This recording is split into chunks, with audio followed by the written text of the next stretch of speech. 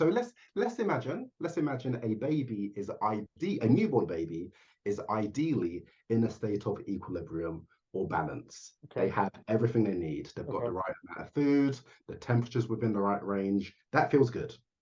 Now, when there's even so all of the needs are being met. When there's even one unmet need, so there's a problem with the food, there's a problem with the temperature, that triggers a state of disequilibrium or imbalance. That doesn't feel good. And because a baby can't say, Oi, I'm hungry, can you turn the heating up or down, please? The only thing the baby can do is crudely express the fact that there's something wrong by crying, so that someone comes along, identify the need that's not being met, meet it, and that returns the baby to a state of equilibrium again. So a baby uses that process to ensure that their needs are met as quickly as possible, and it works more times than not. Mm. Now, when desires are introduced to the baby now knows that bad emotions get results. So when there's desire, there's an obstacle to that desire. The baby makes itself feel bad, expresses the bad feeling, knowing that someone's going to come along, ideally tend to them and give them what they want. That's a process that's running continuously. And we were never taught that that's what we were doing. So we have continued to let that program unknowingly, unconsciously run. Instead of being taught that that's what we did as babies, we're taught these fake reasons for the existence of bad emotions, like we need bad to know good, or without bad, we wouldn't be motivated, or whatever. All right, let me respond. Let me react to that. And this is just, I'm thinking out loud as I say it. So firstly, it makes me think of like the, I think they used to call it like the Ferber method of with babies, where you let them cry. You don't feed them when they cry. And there's no conclusion in that. It just makes me think of that, of maybe that's what that's trying to address. Don't associate that negative emotion with getting back to equilibrium. Then maybe you eliminate that later on when desires come. So that makes me think of that a little bit. The other place my mind goes is I love the equilibrium explanation of it, because as we get older, so now I'm thinking of it as myself. So I'm 39 years old. So as a 39-year-old, equilibrium is still probably what I'm seeking, both psychologically and like emotionally, but maybe more importantly, physically. Like I need to be in a certain state to continue to survive. I need to be eating. I need to be those things. So hunger, as an example, which we could debate probably if hunger is an emotion. It's probably not, but is that still not functional for me, to where for me to maintain that equilibrium as an adult, I need to understand that certain things don't feel right, and then that allows me to get back to the good?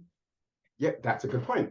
That's a good point. And so my response to that is, we get to a certain stage where our desires outweigh our needs. Because what you're talking about is meeting your needs, and you can meet your needs without feeling bad. You can just feel uncomfortable. Your hunger doesn't feel painful. It just feels uncomfortable. But if there's a desire that you want that's not being met, you could make yourself feel like absolute crap.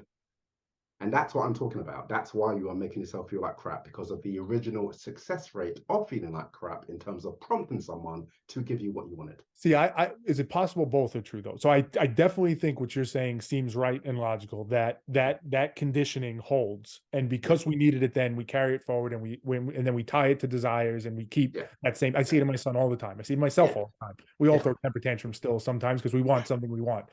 But is it a situation where you can't have this phrase is going to be wrong because it's going to be confusing, but I'll say it because it's in my mind. You can't have the good without the bad. You have to take all of it. So to have the ability to know that when I'm truly hungry or starving, maybe I need to feed myself, it comes with this cost of also having the desire issue, where when I desire something. So in an ideal world, we would be able to eliminate the negative emotions around desires and just keep it for the things that we actually need. But you can't do that. We can't delineate. We have to have both.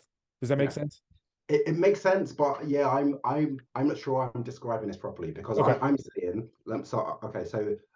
I described the way the newborn used the process, i.e. the newborn, when a newborn feels bad, that's a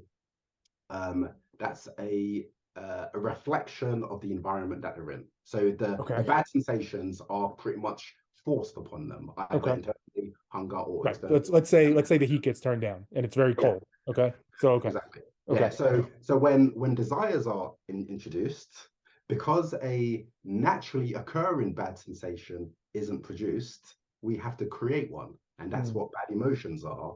So that's what we continue using our bad emotions for, unconsciously. We just don't know that we're doing it unconsciously. So that's why we give other reasons to the bad emotion. Right. But that's why the bad emotion is there. The bad emotion is there because it used to be an effective way of getting our needs met, or sorry, our I see. desires met. But it's now we're adults, we can just ask for something. We can get something ourselves. We can accept that we're not going to get that thing. We don't need to make ourselves feel bad in a kind of archaic, unconscious ploy to get our desires met.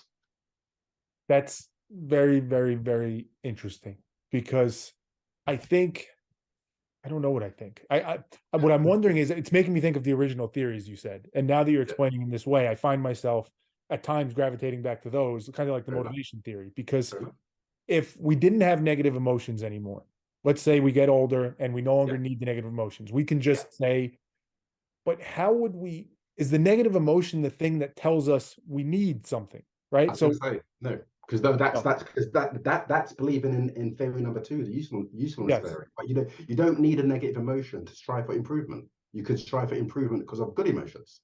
So it's the motivation would come. So let's stick with the hunger analogy.